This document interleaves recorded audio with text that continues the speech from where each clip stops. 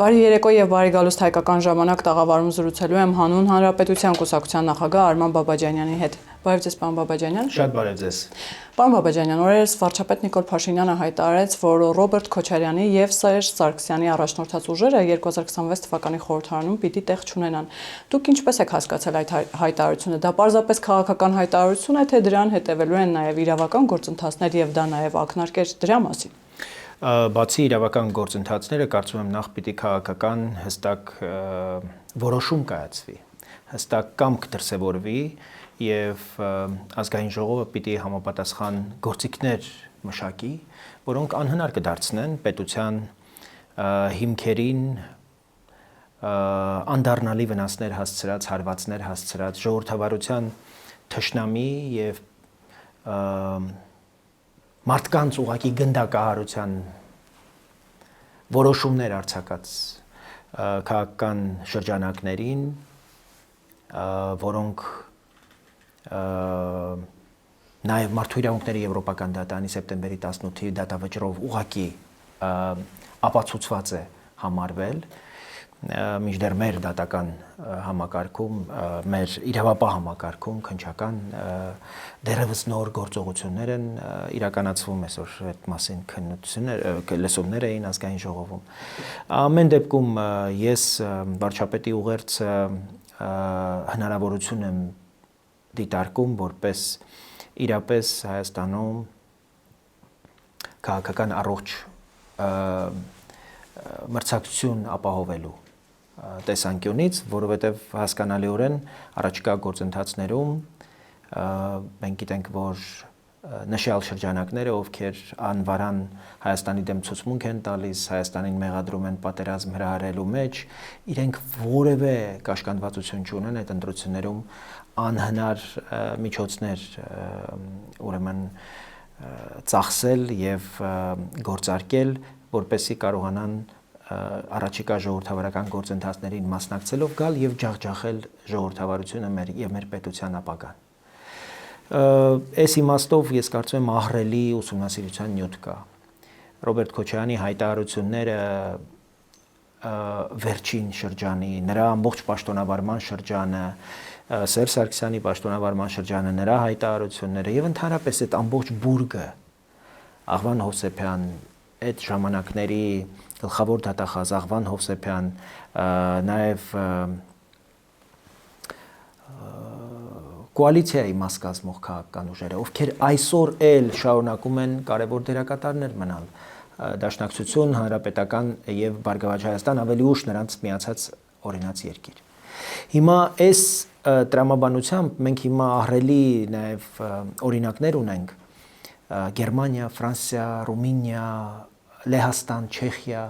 եւ վերջին օրինակը Մոլդովան էր։ Հստակ քաղաքական կամք են դրսևորում, որ ժողովրդավարությունը նաեւ կոշտ պաշտպանության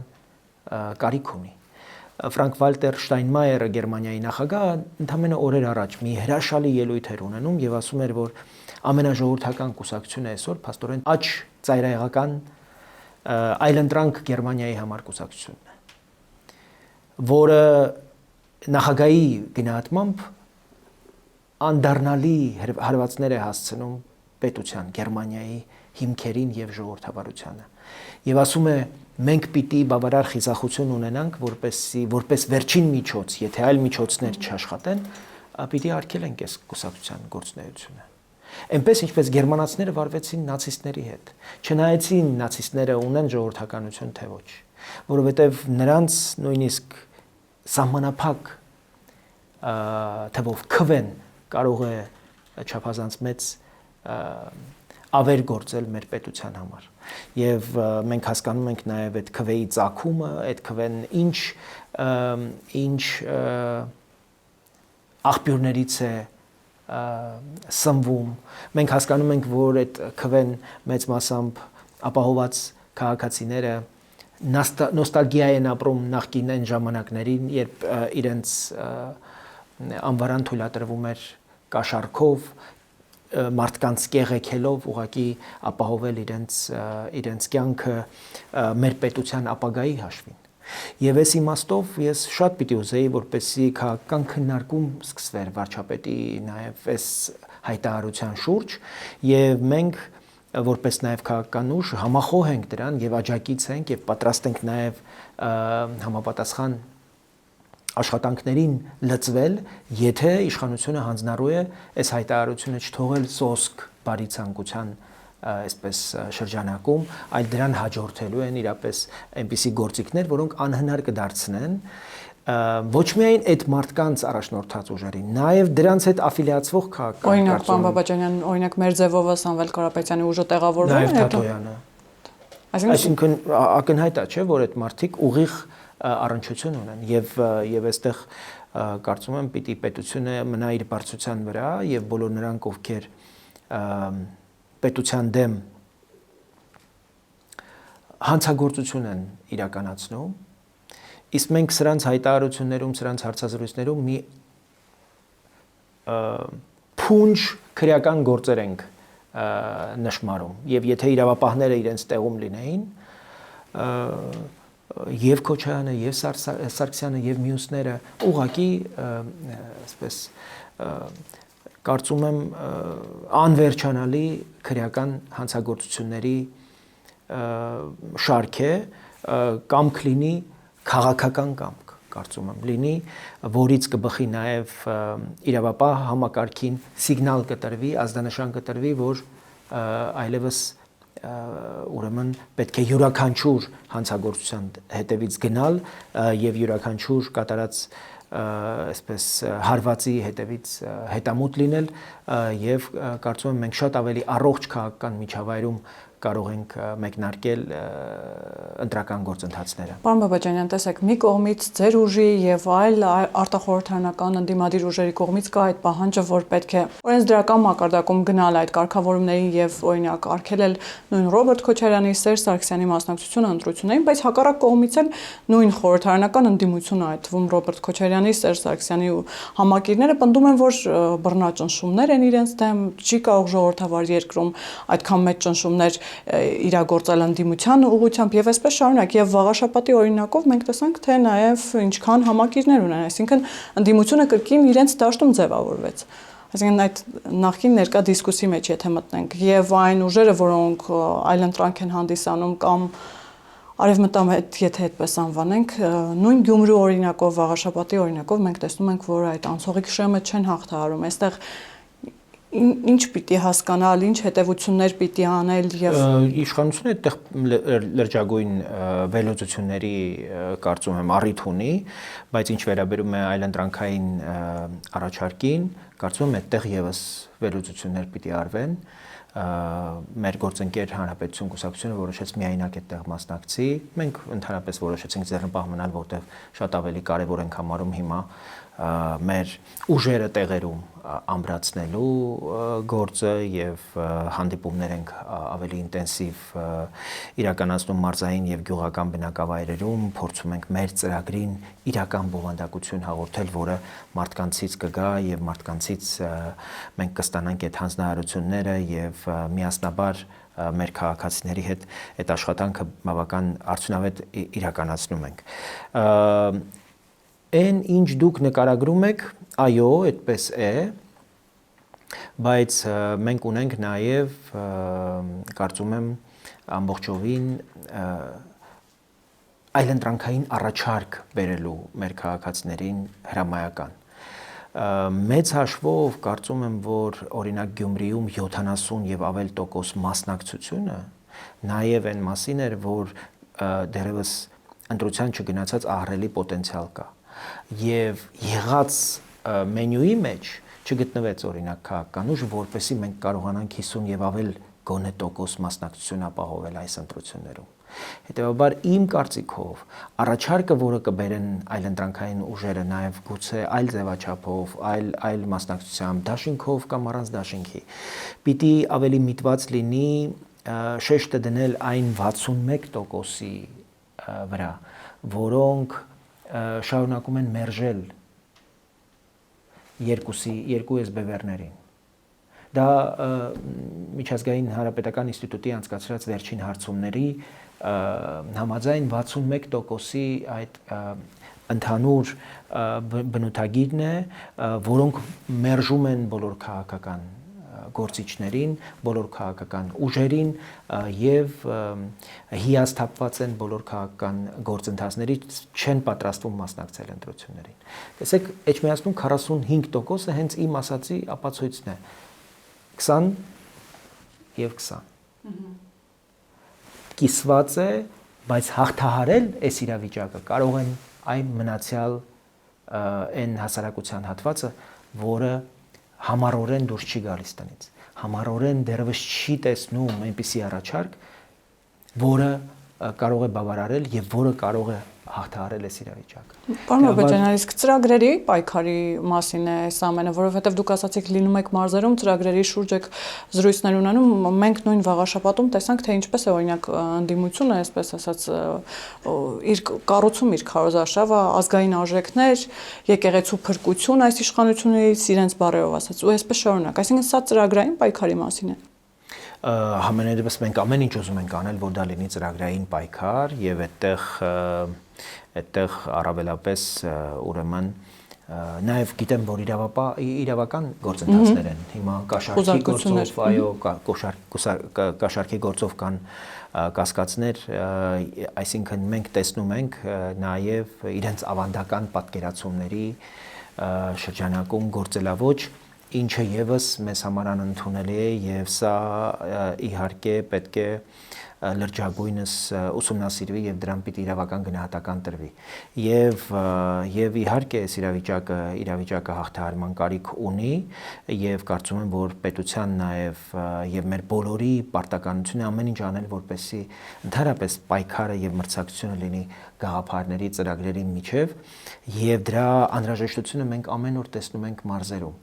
Անկեղծորեն պիտի ասեմ, որ մեր օրակարգերը Սերժի, Քոչարյանի, Կաթողիկոսի, դրանք իրական կարիքների հետ մարզերում, գյուղական բնակավայրերում, առավելապես սահմանամերձ բնակավայրերում ոչ մի կապ չունի։ Մարդիկ իրենց բերքը չեն կարողանում իրացնել, դա օրինակ բերքը փչանում է, մարդիկ դպրոցի խնդիր ունեն, մարդիկ ուսուցչի խնդիր ունեն, մարդիկ բժշկի խնդիր ունեն։ Մենք գնում ենք, տեսնում ենք շատ գեղեցիկ դպրոց, ողջունում ենք կառուցված դպրոցի փաստը տեսնելիս, բայց դպրոցում ուսուցիչ չկա։ Տեսնում ենք շատ սիրունդ հիվանդանոց կահավորված,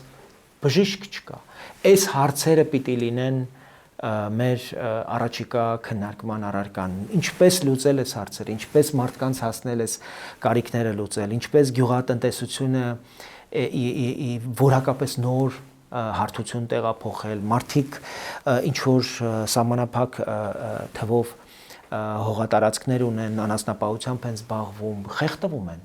որովհետև օրինակ իրենց կաթը չեն կարողանում իրացնել, կաթը գնորդ չունի, որտեղ անանցանելի են իրենց ճանապարհները, որտեղ լոգիստիկ խնդիրներ ունեն, մթերման խնդիրներ ունեն, որտեղ ավանդաբար ինչ որ մի ընկերություն եկել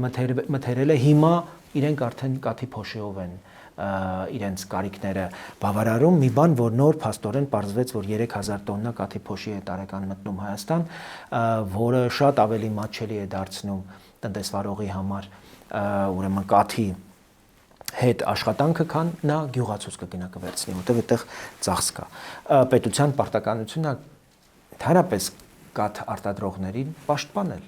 Այդ նշանակում է կաթի փոշու նկատմամբ պետք է հավելյալ ուրեմն մաքսատուրքեր ավելացնել։ Այսօր մենք կարտոֆիլ ենք ներկրում Պակիստանից։ Մենք գնացել ենք արդիկ, տեսել ենք, որ մարդիկ ահռելի բերք ունեն, չեն կարողանում իրացնել, որտեղ Պակիստանից շատ ավելի մատչելի արտադրանք է գալիս։ Ու մենք հասկանում ենք, որ այդտեղ առողջական խնդիրներ կարող են լինել, որտեղ պեստիցիդների խնդիր կա, իսկ այդտեղ ուսումնասիրությունը պատշաճ ձևով կատարվել է, եւ եթե նույնիսկ առողջական խնդիրներ չի առաջացնում, մենք մեր արտադրողին, գյուղացուն պաշտպանելու իրավունք ունենք։ Այս հարցերը ազգային ժողովում դուք երբևէ լսել եք։ Իհարկե չեք լսել, որտեղ որևէ մեկին սա չի հետաքրքրում, որտեղ գողփիսո քաչալշունը այսօր տրենդային միակ ուրեմն բանավեճն է իշխանության եւ այսպես կոչված ընդդիմության միջև եւ մեր նպատակն է եւ մեր առաքելությունն ենք տեսնում տրանսլատոր լինել հաղորդել այս մարդկանց ձայները, լսելի դարձնել այս մարդկանց կարիքները, այն որոշումներ կայացնողներին որոշումներից կախված է այս մարդիկ ընդհանրապես կշարունակեն ապրել իրենց բնակավայրերում, թե օրինակ ինձ հետ քննարկում էին տան անդամներով ինչպես կարող է էժան տոմս վերցնել եւ հեռանալ։ Սա պիտի լինի մեր մտահոգությունը եւ սրա շուրջ պիտի լինի մեր քննարկումը, ոչ Եվրամիություն, ոչ Ռուսաստան, ոչ նույնիսկ խաղաղություն եւ անվտանգություն։ Մինչդեռ Հայաստանի համար հիմա ահռելի հնարավորությունների շրջան է բացվում։ Հայ-ամերիկյան աշխատանքային խումբը արդեն տեսանելի, շոշափելի է դարձնելու առաջիկայում այն պայմանավորվածությունները, որոնք կայացել են օգոստոսի 8-ին։ Հավաստիացնում եմ ձեզ, այդ հռչակագրերը շատ մոտ ապագայում պայմանագրերի տեսք են ունենալու։ Հունվար-փետրվար ամիսներին տրիպի հիմնարկեքն է լինելու։ Մեղրիում հիմնվելու է արդեն առաջին քարն է դրվելու այդ ամբողջ պայմանավորվածության, որի վերաբերյալ կարծում եմ շատ մոտ ապագայում արդեն հայ-ամերիկյան կոնսորցիումը կձևավորվի։ Եվրամիությունը պատրաստ է ահռելի մեծ ֆինանսական մասնակցություն ունենալ այստեղ, այսինքն հայ-ամերիկյան բոլոր պայմանավորվածությունները տրիպի հետ կապված Եվրամիությունը պատրաստ է ֆինանսավորել։ Առաջիկայում Եվրամիությունում մեծ նաև հիմնադրամ կստեղծվի ըստամենայնի Հայաստանի եւ Ադրբեջանի միջև այս լոգիստիկ կապերը, նաև երկաթուղային կարիքները, թե Ադրբեջանի տարածքում դեպի Նախիջևան եւ թե Հայաստանի տարածքում 43 կիլոմետր այս ամբողջ հատվածը կառուցելու նպատակով 3 միլիարդ եվրոյի մասին է շատ նախնական քննարկումը։ Կարո Փայլյանն էր այստեղ, մենք քննարկում էինք, ինքը հիմա սկսում է այցելություններ եվրոպական միության տարբեր մայրաքաղաքներ։ Ես մեկնում եմ Վաշինգտոն, Միացյալ Նահանգներում եմ լինելու, հետո դրանից հետո Բրյուսել ենք գնալու, նաև այս հարցերն ենք քննարկելու։ Երբեք տեսել, որ ձեր նշած այսպես կոչված ընդդիմադիրները այսքան սրտացավ հետևողական լինեն այս պայմանավորվածությունները կյանքի կոչելուն եւ նաեւ մեր միջազգային գործընկերներին ցույց տալու, որ այս օրակարգը մի կուսակցության օրակարգ չի, սա համազգային օրակարգ է եւ մեր նպատակն է, որպեսզի այս պայմանավորվածությունների ճակատագիրը կախված չլինի մի ուժից, որպեսզի խորհրդարանում այս պայմանավորվածությունների հարցերը եւ դրանց իրականացման հետ կապված հարցերը քննարկման հիմնական առարկան լինեն հաջորդ ուրեմն 9-րդ գումարման խորհրդարանում։ Այս իմաստով չափազանց կարևոր է, որ օգոստոսի 8-ի այս բացված Հայաստանի համար բացված պատոհանը լայն քաղաքական աջակցություն գտնի եւ ավելի շատ քաղաքական ուժեր գտնվեն խորհրդարանում, ովքեր աջակցում են ու ընդդիմադիր են, բայց իրենք կողմ են, որ այդ օրակարգը կենսագործվի։ Չի կարելի թույլ տալ, որ նույնիսկ քաղաքական մեծամասնության մի քաղաքական ուժը այդ դրոշակը միայնակ տանի, որտեղ սա համազգային կարևորության հարցեր են։ Խաղաղությունը համազգային օրակարգ է, դա չի կարող մի քաղաքական ուժի բեռ լինել։ Դրա ընթացքը ուղիղ կապ ունի, ճիշտ եմ հասկանում, 26 թվականի ընտրությունների արդյունքների հետ շարունակականությունը։ Մենք այն հարցերը, որոնք վերաբերում են մեր պետության կենսունակությանը, դիմակայունությանը, խաղաղությանը, մեր պետության լինել չլինելուն, որտեվ ըստ էության բաց տեքստով մարդիկ հակադրում են օգոստոսի 8-ին նոյեմբերի 9-ը։ Մինչդեռ օգոստոսի 8-ը Հայաստանի մասին է, նոյեմբերի 9-ը Հայաստանի չեղարկման մասին է։ Ընդհանրապես այն քաղաքական սուբյեկտները մասին, պարոն Բաբաջանյան, ասում են, որ նա ավելի լավ փաստաթուղթ էր եւ պետք էր այդ ճանապարհը տալ, բայց կունենայինք Ղարաբաղ։ Դե ասում են նաև 29000-ի մեջ սահմանափակվել է, ճիշտ չէ։ Ավելին ասում են, որ մենք տարածքային նկրտումներ միշտ պիտի ունենանք, ուրեմն Վրաստանից, Թուրքիայից, Ադրբեջանից։ Դուք պատկերացնում եք, մենք ինչ պատուհասի իշխանություն ենք հանդուրժել Հայաստանում, որը չի սահմանափակվում լեգիտիմ այն տարածքով, որը 91 թվականին պարտավորությամբ ԱՊՀ երկրների շրջանակում ուրեմն ստորագրվել է Ալմաթիում։ Եվ այդպիսի նկրտում ունեցող ուրեմն քաղաքական գաղափարախոսությունը, որը վստահ եմ, որ առաջիկայում նաև դրվելու է ընտրության առաջ, ուղղակի ես կարծում եմ, որ հասկանալով դրա աղետալի հետևանքները, պիտի արգելվի։ Պիտի արգելվի։ Նացիստական գաղափարախոսությունը Գերմանիայում արգելված է, որտեղ գերմանացիները հասկացել են, որ նացիզմը եւ ֆաշիստական այդ գաղափարախոսությունը ուղղակի կործանարար հետևանքներ կարող է ունենալ Գերմանիայի համար, ինչպես ունեցավ երկրորդ աշխարհամարտից հետո։ Եվ ինչքան ջանք եւ ինչքան էներգիա եւ ինչքան արտաքին միջամտություն ու ներարկում անհրաժեշտ եղավ, որպեսզի Գերմանիան ոտքի կանգնի։ Եվ Գերմանիան միջև շատ վերջերս բանակ ունենալու իրավունք չուներ, որտեղ ուղղակի արտաքին նաև կառավարման ներքո էր գտնվում, որովհետև երկրորդ աշխարհամարտից հետո հենց այդպիսի իրողություններ էին ի հայտ եկել, եւ որքան մեզ հետո ժամանակ կպահանջի, որպեսզի մենք հաղթահարենք այդ բեռը։ Մենք հասկանում ենք, չէ՞, տարածքային նկրտումներ հայտարարելը ուղղակի նվեր է դարձնում Քոչարյանին եւ Սերժ Սարգսյանին ու դրանց քաղաքական շրջանակներին Ալիևի ձեռքին, որ միջազգային գործընկերների հետ խոսելիս ասեն, նայեք, թե ով է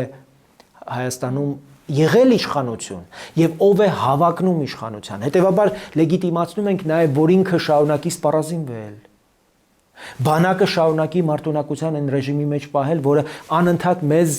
ցնցումների մեջ է պահում։ Մեզ նացիստ անվանել։ Որտեվ այո, որտեվ տեսնում է, որ այն ուժերը, որոնք որ պոտենցիալ հնարավորություն ունեն, որտեվ այսօր խորհրդարանում իրենք են, փոխարինել օրինակ գործող իշխանությանը, այդ տարածքային նկրտումների վերաբերյալ միայն արած հայտարարությունը բավարար է, որ Ալիևը շատ լեգիտիմ բացատրություն տա բոլոր նրանց, ովքեր կհարցնեն, թե ինչու է, եթե խաղաղություն եք հաստատել, ինչու է այս բանակը այս ծավալներով շարունակում սպառազինություն ձեռք բերել։ Եվ բնականաբար ըստ էության մենք գործ ունենք քաղաքական մի շրջանակի հետ, որը ամբողջությամբ բավարարում է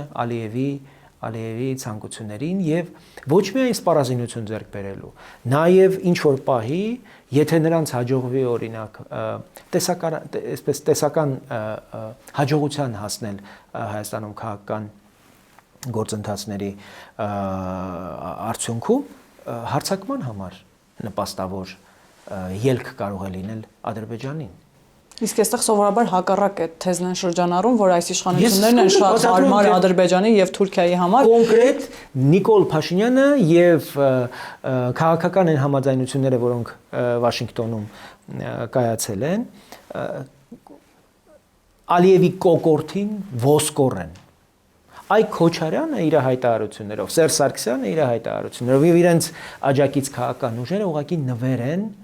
եւ Սյունիքը, եւ Միջանցքը, եւ ճանապարհը ուղղակի վերցնելու եւ որևէ գործընկեր միջազգային չի ներքաշվի այդ պայմաններում մի պարզ պատճառով, որ ըստ էության Հայաստանում կարող է քաղաքական դերակատարության հասնել եւ քվե ստանալ այն քաղաքական ուժը, որը հարևան երկրներից օրինակ տարածքային պահանջներ ունի։ Դա բացատրելով օրինակ այդ տարածքների պատմականորեն հայկական լինելով։ Այսինքն մենք այդ աստիճան չենք հարգում պետություն, միջազգային պարտավորություններ, պայմանագրեր, նախկին ուրեմն իշխանությունների կողմից ստանձնած հանձնառություններ, որոնք վավերացվել են ստորագրություններով։ Այսպիսի իրականության առաջ ենք եւ մեր ժողովուրդը եւ քաղաքական իշխանության նաեւ առաջնորդությունը պիտի տեսնենք այստեղ, թե ինչպես պիտի հասնենք վարչապետի արած հայտարարության կենսագործմանը, ինչպես դա պիտի իրականություն դառնա, որովհետեւ դա անձերի նկատմամբ մեր անհատական վերաբերմունքի հարցը չի։ Իրենց գոյությունը թե որպես ընդդիմություն եւ թե առավել եւս որպես իշխանություն ուղղակի սպառնալիք է Հայաստանին։ Պարոն Բաբաջանյան, հիբրիդային պատերազմի տրամաբանության մեջ դիտարկել վերջին հայտարարությունները նույն ժուրնալիստների միության նախագահի կողմից, ամենատարբեր լրատվամիջոցների կողմից, օրինակ 3 հայտարարեցին, որ հեծը վերցնում են հանձնեն Թուրքիային, մինչ այդ 10 մզկիթներ կառուցելու մասին լուրներ ու այսպես շարունակ, գիտեք, պարբերաբար ադրբեջանական թեզերը բերում են եւ այսպես փորձում են այստեղ տեղավորել։ Սրանք ինչպես հասկանալ եւ արդյոք 2026 թվականի խորհրդարանական այս ընտրություններին ընթരാճ սա հիբրիդային պատերազմի այդ տրամաբանությունն է, երբ ամեն կերպ փորձում են այս իշխանություններին կապել, թե Թուրքիայի, թե Ադրբեջանին հաճո լինելու մեջ եւ այսպես ասել, որ դե տեսեք հիմա մոսկիտներ է կառուցվում, հեծը Թուրքիային են հանձնում, Ռուսաստանին հանում են, որ Թուրքիային բերեն, ու այսպես շարունակ, սրանք վտանգավոր չեն։ Նու տեղական նշանակության այս շնիկների մասին չեմ ուզում խոսենք։ Ռուսաստանում տեսեք ոնց են իրենք արձագանքում վաղարշաբաթի ընտրություններին։ Տեսեք ինչ համատեքստում են ուրեմն դա դիտարկում, ինչպես ինչ ողբ են կապել ընտրությունների արդյունքներից, դա կապելով Միացյալ Նահանգների փոխ պետքարտուղարի այցի հետ, ասելով, որ այս ընտրությունները չափազանց վտանգավոր հեռանկար են ստեղծում թրիպի իրականացման, հայ-թուրքական սահմանը բացելու եւ Հայաստանի եւ Ադրբեջանի միջև խաղաղության հաստատման համար։ Այսինքն բոլոր այն կարևոր իրողությունները, որոնք կարող են Հայաստանին իրապես տարածաշրջանի կարևոր դերակատար դարձնել, կոմունիկացիաներով Հայաստանին ավելի ուժ հաղորդել, ռեգիոնալ քաշային այսպես ավելի լավ դիրքերում դնել ռուսներին եւ ձեր նշած քաղաքական շրջանակներին ուղղակի ամենաշատն է մտահոգում։ Եվ այդտեղ, քանի որ անընդհատ մենք խոսում ենք հիբրիդային պատերազմի մասին, վերջերս Զախարովան հայտարարում էր, որ պատրաստ են հայ գործընկերների հետ քննարկել մտահոգությունների շուրջ, որտեղ ամենաբարձր մակարդակով արդեն անթաքույց խոսվում է հիբրիդային պատերազմի մասին։ Բայց միևնույն ժամանակ մենք դրա ուղղությամբ կոնկրետ քայլեր եւ գործողություններ չենք իրականացնում։ Մեր հանրային մուլտիպլեքսում շարունակում է օրինակ ռուսական պետական լրատվամիջոցները հեռարձակվել ORT-ն եւ RTR-ը։ Պետք է գնալ փակելու ճանապարհով, պետք է ուղղակի արգելել, որտեղ այդ ալիքներով ոչ միայն Հայաստանի դեմ ամենօրյա ռեժիմով հաղորդումներ են իրականացվում եւ ժողովրդավարությունը ներկայացվում է որպես անընդունելի եւ թշնամական կառավարման ձև։ Նաեւ օրինակ Ուկրաինայի դեմ ամբողջ օրը պատերազմ իրականացնող Ռուսաստանը քարոզչական ուրեմն պատերազմ է իրականացնում։ Մենք Ուկրաինայի հետ ուզում ենք հարաբերություններ վերականգնենք։ Ուկրաինայի հետ այսօր շատ կարևոր շփումների մեջ է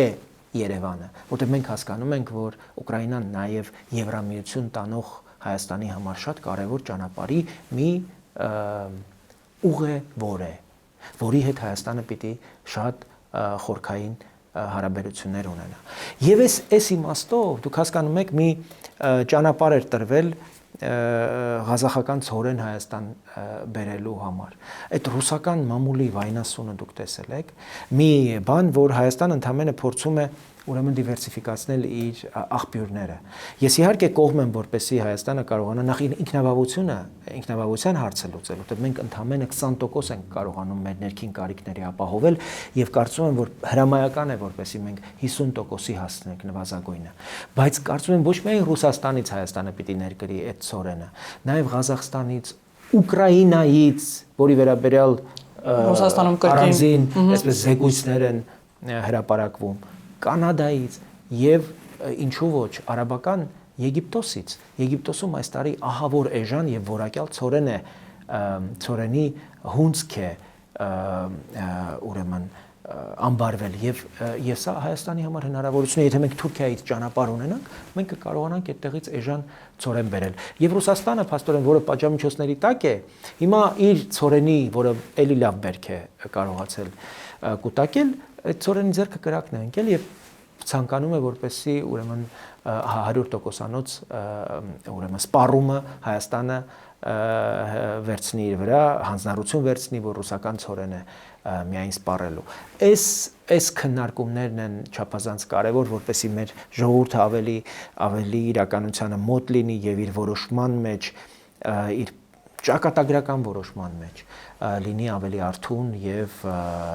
դիմադրողունակ։ Պարոն Բաբաջանյան, քանի որ մեր խոսակցության առանցքը բարբերաբար դառնում է վաղաշաբաթում տեղի ունեցած ընտրությունները, տեսեք, ընտրությունների նախ ասացիք, որ ուժեր կան, որոնք խաղաղությունը չեն ողջունում, ավելի նոյեմբերի 9-ին են ուզում հղում անել եւ վերադառնալ, բայց տեսեք, տարօրինակ չէ, որ նույն Մայրաթոռը եւ կամ հոգեվորականները, հոգեվոր դասը այդ առումով որևէ հայտարարություն չի արել, հակառակը ընդվզում է, ընդդիմանում է օգոստոսի 8-յան իրողություններին, խաղաղությանը, կարծես թե հակառակը պիտի լիներ եւ եկեղեցին համար մեկ շահառուն է խաղաղության։ Բայց մենք հակառակ պատկերն ենք տեսնում եւ վաղաշաբաթում մենք տեսանք, թե ինչպիսի նաեւ հայտարարություններ էին հնչում, նույն Աջապահյանը կալանավայրից հորդորում էր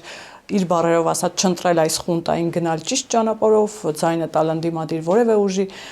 Եթե ամբողջացնեմ հարցս, մենք նաև ընտրությունների արդյունքները կարող ենք կապել այսօրվա այս իշխանության շրջանառության մեջ դրած այսպես ասեմ այն գծի հետ, որ կաթողիկոսը պիտի հեռանա եւ այդ օրակարգը այսպես թե այնպես անկասելի է, այսպես ասեմ։ Դա ուղիղ կապ ունի, որովհետեւ տեսեք ուղիղ կապ ունի։ Ես ասեմ, որ Էջմիածնի վաղարշապատի ընտրությունները իհարկե լակմուսի թուղթ էին եւ դրանում Մայրաթորը եւս ներգրաված էր եւ ամբողջ ռեսուրսը իրենք օգտագործել են, նաեւ Էջմիածնում իրենց ունեցած ամբողջ ներուժը, որպեսզի ձեր նշած ընդդիմադիր շրջանակներին կարողանան ուրեմն հաղթական ելք ապահովել։ Դա տեղի չի ունեցել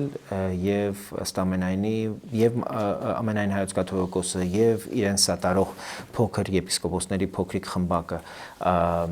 հասկանում են, որ դա անհետևանք չի մնալու եւ հասկանում են նաեւ, որ սա այս ընտրության արդյունքը, որը իրականում իշխող ուժի հաղթանակը չէ, դա Հայաստանի հաղթանակն է, դա հայ ժողովրդի հաղթանակն է, ժողովրդավարության հաղթանակն է, դա քաղաքականության հաղթանակն է ամբարտավանության եւ խոլիգանության նկատմամբ։ Մենք ես նախորդին ասել եմ Արգիշտի Մեխակյանին անձնապես շատ քիչ եմ շփվել նախորդ գումարման ազգային ժողովում, համեստությունը, պարկեշտությունը, զուսպ գտնվելը իրապես արժանի գնահատանքի արժանացան եւ դրա հիմքում ամենակարևորը արժեքներն էին, որը խոսում էր նաեւ այն մասին, որ մեր երկրի 4-րդ քաղաքը Վաղարշապատը իր պատասխանատվությունը նաեւ զգաց հատկապես Գյումրիի ընտրություններից հետո եւ կանգնեց ժողովրդավարության, ինքնիշխանության եւ մեր պետությունը խալխի նման չնայեց մեր պետությանը, մեր հայրենիքին, որպես սեփական երկիր եւ որպես սեփական ծնողի նկատմամբ իր քվեն բաշխեց։ Եվ այս իմաստով իհարկե ես ասեմ, որ Մայրաթորում արդեն մեկնարկած խմորումները բավական լավ լիցք են փոխանցել այս ընտրությունների արդյունքները։ Գիտեք, հավանաբար Կիրակի օրը Պատարագին Խաչիկ գյուղում Աբրահամ Սրբազանն էր ներկա։ Նա թեմակալ առաջնորդն է եւ Աբրահամ Սրբազանը այն եպիսկոպոսներից է, ովքեր հասկանում են, որ այսպես այլևս չի կարող շարունակվել։ Այն փոքր խմբի մեջ է Աբրահամ Սրբազանը, ով հասկանում է, որ լուծումներ պիտի գտնվեն եւ լուծում պիտի գտնեն եպիսկոպոսները, որոնք ավետարանով եկեղեցու իշխաններն են, իսկ եպիսկոպոսապետը ամենայն հայոց կաթողիկոսն է, ընդամենը առաջինն է եպիսկոպոսների մեջ եւ եպիսկոպոսները պիտի իրենք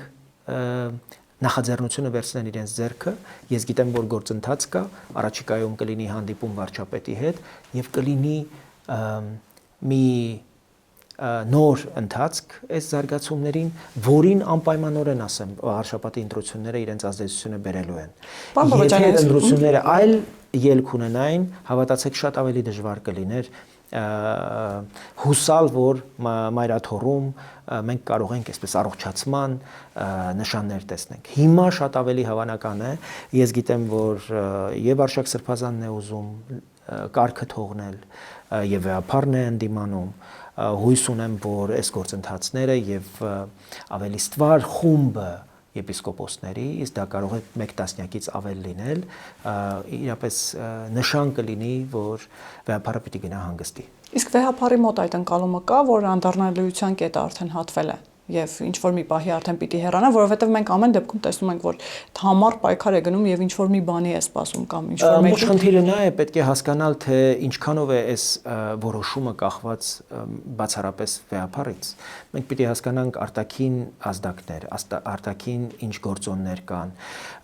Ռուսական մամուլը շարունակում է այս հոդվածում Նեզավիսիմայա գազետայի նշվում է, որ իշխող քաղաքացիական պայմանագիրն այնպես է ուրախացել այս ընտրությունների արդյունքներից, կարծես նրանց հաջողվել է կաթողիկոսին հեռացնել։ Ինչը նշանակում է, որ կաթողիկոսը եւ Մայրաթոր Սուրբ Էջմիածինը դարձել է ռուսների համար, այսպես նաեւ իրենց ամրությունը ապահովող եւ ռուսական շահերն ու ներկայությունը ապահովող կարևոր կառույց։ Օրինակ մենք չլսեցինք այդ հրապարակումներին հրապարակումները հերքող որևէ հայտարարություն մայրաթորից ասելու, որ մենք մեր ժողովրդի եկեղեցին ենք եւ չենք պատրաստվում ռուսների համար օրինակ գործիք լինել Հայաստանում ազդեցության տարածման համար։ Ավելի նոր մեդալներ ստացան։ Այո, վերջերս այդ մեդալների հանձնման այդ տեսանյութերն էին, որոնք շատ ավելի վաղ էին տեղի ունեցել, բայց դա ի պատասխան վարչապետի խորհրդանում արած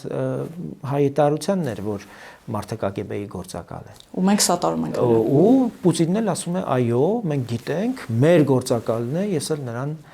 պարգևատրում եմ։ Սրան պիտի նաև մենք ուժ ունենանք, այնքան կարողություն ունենանք սրա ճակատագիրը պետք է լուծել չթողնելով ժողովրդի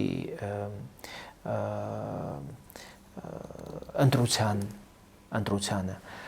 Կարծում եմ ժողովուրդը 2021 թվականին տվել է անհրաժեշտ այն մանդատը, որը հնարավորություն կտար իշխանություններին հիմնավորապես մաքրել մեր պետականությանը, մեր ինքնիշխանությանը սպառնացող բոլոր տարրերին եւ բաղադրիչներին։ Եվ եկեղեցին այդ տարերից մեկն է։ Եվ այո, եկեղեցու գոնե այդ հատվածը։ Եկեք չասենք եկեղեցին, որտեղ եկեղեցին մենք տեսնում ենք նաեւ Գերմանիայի օրինակ հայոց թեմի առաջնորդի արտակարգ հայտարարությունը,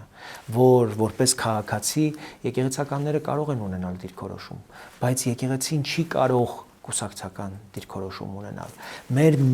գլխավոր պրետենզիան ամենայն հայոց կաթողիկոսից նա է, որ ոչ թե նա ունի քաղաքական դիրքորոշում, այլ նա ունի կուսակցական դիրքորոշում, ինչը ամենաանթույլատրելին է, եւ մենք չենք հաշտվելու դրա հետ, եւ կարծում եմ, որ եպիսկոպոսները, ում հետ ես ունեմ ամենօրյա կապ, շփում, արդեն հասցրել են գիտակցել այս կարևոր ճշմարտությունները եւ ավելի ու ավելի հավանական եւ մոտ եմ համարում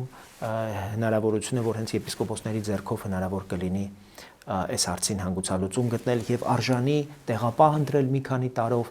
մինչեւ եկեղեցու այս կանոնական, սահմանադրական այս հարցերը կքննարկվեն եւ եկեղեցին իսկապես կբռնի բարեփոխումների ճանապարհը։ Ըստ էս պարոն Բաբաջանյան, չգնալու տարբերակ չունի կաթողիկոսը, թե ամեն դեպքում կարծում եմ այդպիսի հնարավորություն այլևս չկա։ Համենայնիվս իր